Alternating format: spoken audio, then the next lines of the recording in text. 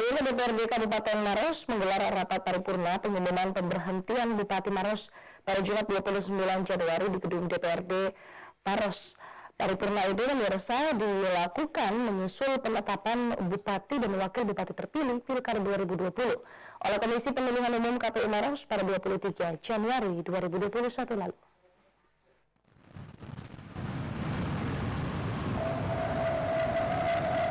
DPRD Kabupaten Maros akan menggelar rapat paripurna pengumuman pemberhentian Bupati Maros Jumat 29 Januari mendatang di Gedung Paripurna DPRD Maros. Paripurna itu dilakukan menyusul penetapan Bupati dan Wakil Bupati terpilih Pilkada 2020 oleh Komisi Pemilihan Umum KPU Maros pada 23 Januari 2021 lalu.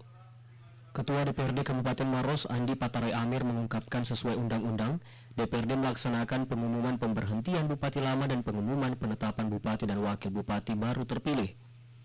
Pengumuman pemberhentian Bupati Maros ini juga nantinya akan menjadi risalah untuk penerbitan surat keputusan atau SK Kementerian Dalam Negeri yang selanjutnya akan ditindaklanjuti oleh Gubernur Sulsel.